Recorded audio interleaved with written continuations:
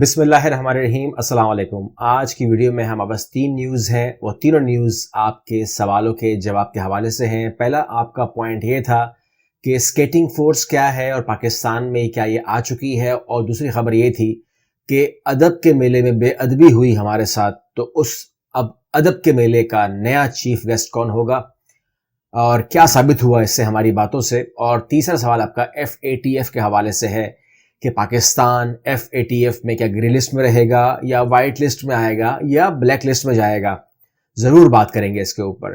سب سے پہلے آپ لوگوں کو میں خوشخبری سنا دوں کہ پاکستان کے اندر جو کراچی شہر ہے اس میں جو رہائشی ہیں اب انہیں ڈرنے کی ضرورت نہیں ہے، کیونکہ پاکستان میں اب پولیس کے اندر ایک سکیٹنگ فورس بھی آ گئی ہے، اور یہ یورپ کے بعد سکیٹنگ فورس پاکستان میں بھی آ گئی ہے۔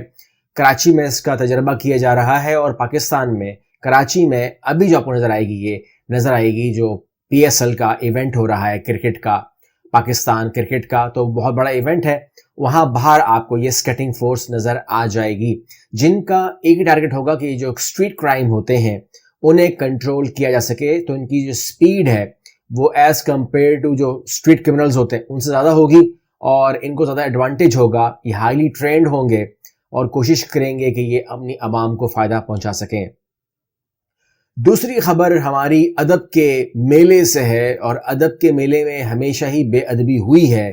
یہ میں بات کر رہا ہوں بھارت کے ایک ادبی میلے کی جس کا نام ہے جے پور لٹریچر فیسٹیول، جہاں 14 سال سے یہ میلہ منعقد کیا جاتا ہے، اور پاکستانی تقریباً پچھلے 6 سال سے نہیں گئے۔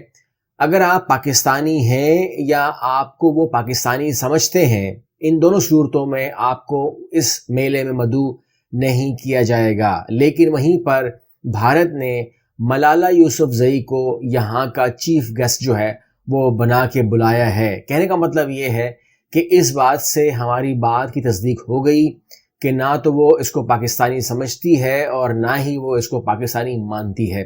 تو جو ہم بات کر رہے تھے وہ سامنے چیزیں آ رہی ہیں ہمارے، اب صرف اور صرف یہی رہ گیا ہے کہ اس کو کوئی نیوٹرل جگہ سے اس کا DNA کرایا جائے، معلوم کیا جائے۔ لیکن یہاں پر میں ایک بات کا اضافہ کر دوں کہ ہر ملک میں ایک ملالہ یوسفزئی ہوتی ہے، اور کبھی کبھار ہوتا بھی ہے، یعنی کہ ایسے لوگ دنیا میں اب آباد ہیں جو بہت ہی بہادر ہوتے ہیں، جن پر گولیاں اثر نہیں کرتی۔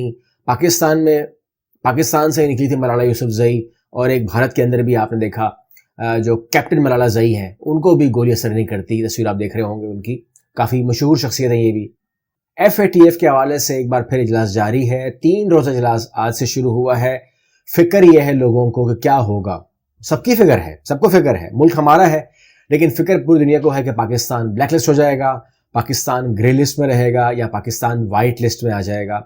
بہت ساری باتیں ہو رہی ہیں، لیکن اگر ہم بات کریں جو کہ خبریں آج کے اخبارات میں چھپی ہیں بھارت کے، اس میں آدھوں میں لکھا ہوا ہے کہ پاکستان جو ہے وہ گرے لسٹ میں ہی رہے گا، اور آدھوں نے کہا ہے کہ وہ بلیک لسٹ ہو جائے گا۔ اور بلیک لسٹ جو ہے نا، یہ ایک وہاں پہ ایک ڈریم نیوز بنے گی، خواہش ہے، ایک ہوتا ہے ہر آدمی کے دل میں ایک خواہش ہوتی ہے کہ کوئی ایسی خبر مجھ کو ملے کہ جو بریکنگ ہو، جو بھلا دے دنیا کو، کہ ہم نہیں کہہ رہے تھے کہ یہ بلیک لسٹ کنٹری ہے، اور اس طریقے سے یہ تمام چیزیں ہو جائے، ایک بار موقع مل جائے، 6 مہینے کے لیے کر دیں، 1 مہینے کے لیے کر دیں، پیسے لے کے کر دیں، مگر بلیک لسٹ کر دیں تو مزہ ہی آ جائے گا۔ اب یہ تو خواہش ہے، خواہش اور خبر میں فرق ہوتا ہے، تو لہٰذا لکھنے میں تو لکھ رہے ہیں black list and all that, لیکن ہم یہ ضرور جاننے کی کوشش کریں گے کہ پاکستان گرے لسٹ میں ہے کیوں۔ پاکستان کا ایک بہت بڑا قصور یہ بھی ہے کہ اس نے رد الفساد کروایا، آپریشن رد الفساد، جس کے اندر اس نے چن کے پورے ملک سے دہشت گرد کو ختم کیا۔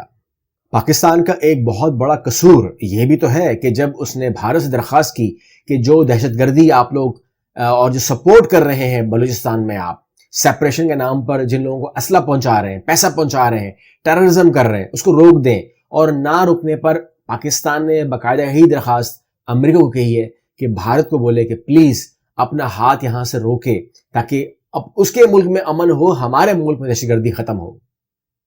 بھارت نے ہمیشہ اوپنلی سب کے سامنے کہا ہے کہ جی ہم سرحد پار کرنے کی خواہش رکھتے ہیں، سرحد پار کریں گے، اور سرحد پار کر کے گھس کے ماریں گے and all that۔